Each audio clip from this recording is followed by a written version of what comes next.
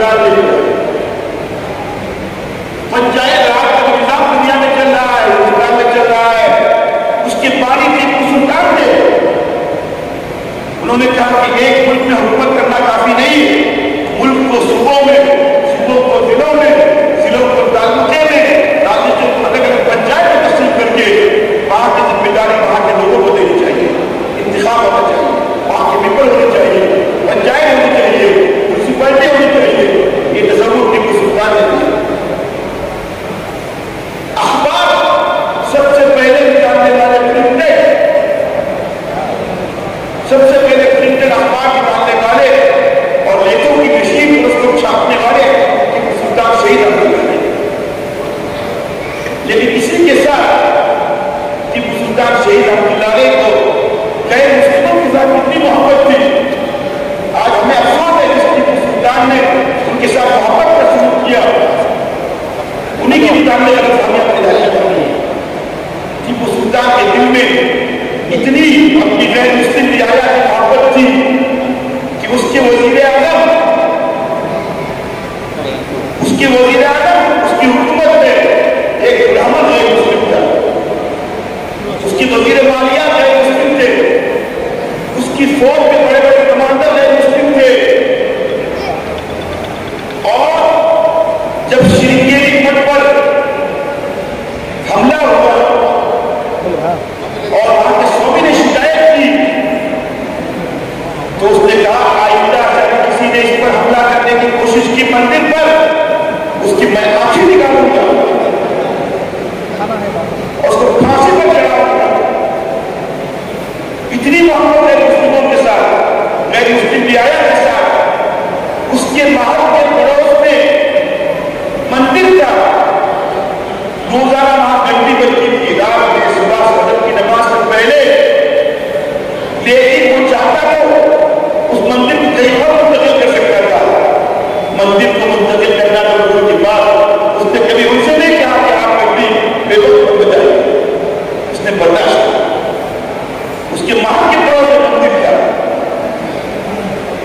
اس نے کتنے مندروں کو سونے چاندی کے برتن ہدیے بھی دیے. اور آج بھی وہ علی گڑھ کے اور نانی کے شرنگیری کے مٹھ میں وہ سب برتن اور اس کی دیے ہوئے انعامات آج بھی رکھے ہوئے. مندروں کی حفاظت کے لیے اس نے اپنا ذمہ لیا. اس نے ہزاروں ایکڑ زمین مندروں کو ہدیہ کر دی. اور آج مندروں کے پاس جو زمینیں ہزاروں ایکڑ اس پہ درج کرنے کو سلطان نے دی ہوئی. اس کی ذہانت علم کا اتنا شوق تھا. آپ یقین کریں گے جس شخص کو ایک دن سکون کے ساتھ بیٹھنے کا موقع نہیں ملا، کتاب پڑھنے کا موقع نہیں مل سکتا، لیکن اس کے باوجود علم کا اتنا شوق تھا کہ تقریباً اس نے 40 کتابیں لکھی. اتنا بڑا بادشاہ بہت مجاہدین افراد کا آج بھی وہ کتابیں کتب خانہ کے اندر موجود. آج بار بار نمازیں ادا ہو رہی. اتنا بڑا بادشاہ 2 پارہ روزانہ قرآن مجید کی تلاوت کرتا تھا. 2 پارہ، ہم تو ہفتے میں 2 پارہ پڑھنا مشکل. اس کے پاس کم از کم 100 سطور آتے تھے مختلف کی رعایا کے. ایسا نہیں اپنے پڑھائی سیکرٹری کو دے دیا اس کا جواب دو اس کا جواب دو، نہیں. ہر خط کو خود پڑھتا تھا. اس کے سامنے 10-12 آدمی بیٹھے رہتے تھے اور اتنا نہیں تھا. ان سے کہہ رہا ہے یہ لکھو، یہ لکھتی لکھتی ان سے کہہ رہا ہے یہ لکھو یہ لکھو یہ لکھو. یہ سب ہمارے برکت کے اندر موجود ہے ہمارے پاس. چونکہ ہماری برادری سے اس کی دادی کا تعلق تھا، بیوی کا تعلق تھا، تو اس نے بڑھ کر دیکھ کے سلطان مسجد بنائی تھی اور ایک فیملی کو اس نے پرسکرپشن دیا تھا بندے کا لے کر فارسی کے اندر. ایسے روزانہ سب لکھا تھا. اس کے بعد کے اندر کتنی برکت تھی، کبھی تعلق نہیں چھوٹی. 8 کلاس سے کم تعلق نہیں پڑتا تھا. آدھے گھنٹے سے کم دعا نہیں کرتا تھا. 2 پارے سے کم تلاوت نہیں کرتا تھا.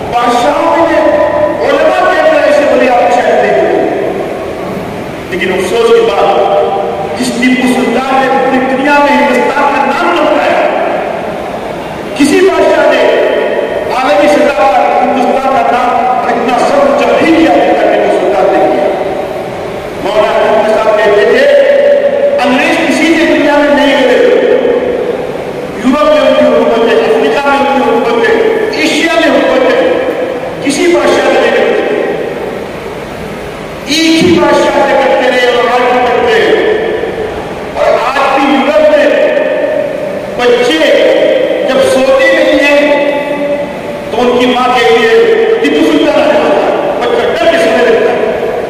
آج بھی ان کے بچوں کے دل میں ٹیپو سلطان کا ایسی حیبت ہے. آج ان کی خبر کے پاس جائیے, کسی کی خبر پر جانے پر محبت نہیں ہوتی ہے جو آج ٹیپو سلطان کی خبر پر جانے کے بعد آپ کو حیبت ہو جاتی ہے.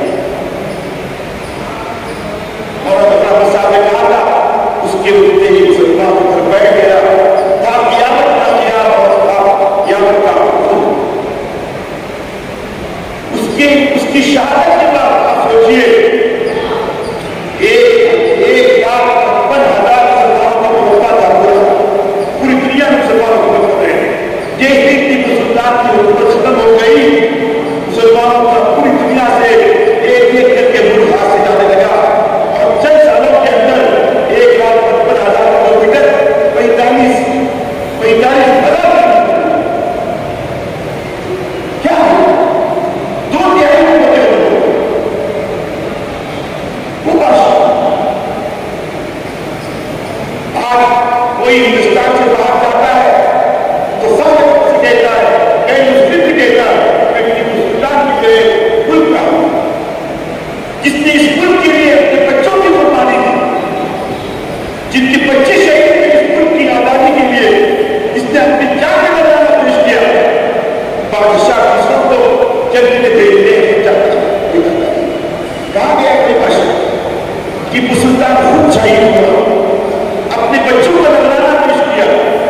وہ چاہتا تھا کہ ہندوستان کو پوری دنیا کی سطح پر ایسا مقام ملے تو کوئی غلط اٹھا کر اس کو کون سی خوبیاں, کہاں کی خوبیاں, کتنی بیان کی جائے. آج غیر مسلم تو غیر مسلم, ہمارے مسلمان نئی نسل کی ٹیپو سلطان سے ہم بات کریں گے. آج ہم کو شوق ہے ٹیپو سلطان جلدی بنانے کا, ٹیپو سلطان کے نام سے گیٹ بنانے کا, لیکن ٹیپو سلطان کے نام سے اچھا دین آئے ہمیں اس کی فکر نہیں. میں سب سے کہوں گا ہماری کوشش ہونی چاہیے کہ ٹیپو سلطان کے نام سے یونیورسٹی بنے, ٹیپو سلطان کے نام سے کالج بنے.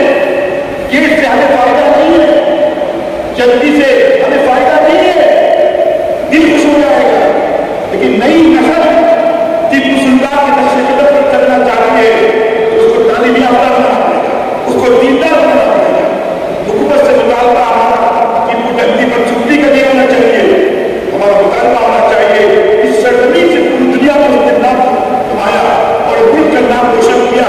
اسی سرزمین پر ٹیپو سلطان کے نام سے ایک انٹرنیشنل یونیورسٹی ہونی چاہیے.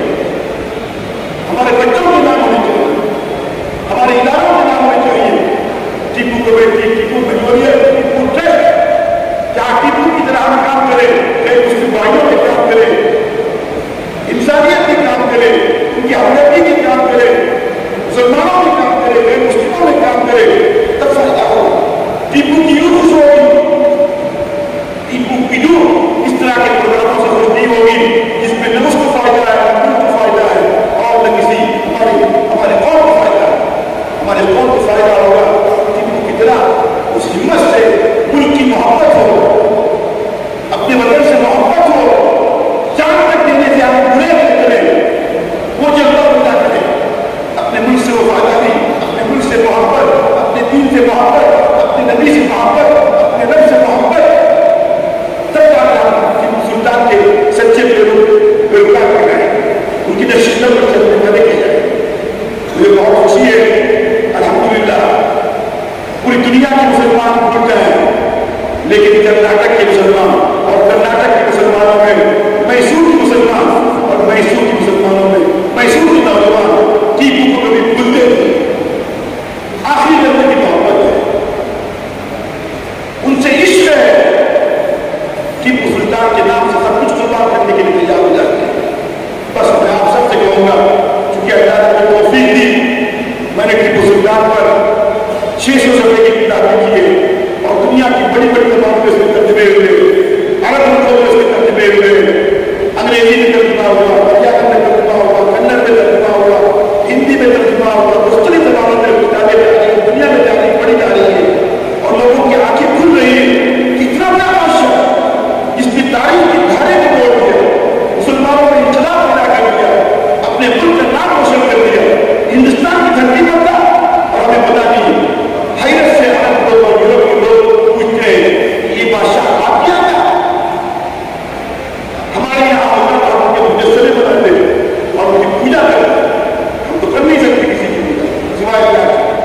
لیکن کم از کم ان کے دیے ہوئے طریقے پر اس نے یونیورسٹی کا تصور پیش کیا تھا سب سے پہلے جامع العلوم کے نام سے. پتا ہے آپ کو اگر وہ زندہ ہوتا تو شاید وہ یونیورسٹی وجود میں آتی اور آگے باقی رہے. اس خواب اس سے ہم پورا نہیں کر سکے. انشاءاللہ ہم ارادہ کریں گے ہم ٹیپو کے نام سے بڑا تعلیمی ادارہ بنائیں گے جہاں سب کو تعلیم دی جائے گی, اچھی تعلیم دی جائے گی, انسانی تعلیم دی جائے گی, اخلاقی تعلیم دی جائے گی. وہاں پر ملک سے وفاداری کی تعلیم دی جائے گی. آپ کوشش کیجیے ایک سال کا پروگرام بنائیے. ہم ٹیپو کے نام سے اسکول کھولیں گے, ٹیپو کے نام سے رفایات کا کام کریں گے, ٹیپو کی طرح ایمانی جذبہ پیدا کریں گے, ٹیپو کی طرح اپنے وقت کی قدر پیدا کریں گے, ٹیپو کی طرح دین سے محبت رکھیں گے, نمازوں کا شوق رکھیں گے, تلاوت کا شوق رکھیں گے, اپنے نبی سے محبت کرنا سیکھیں گے.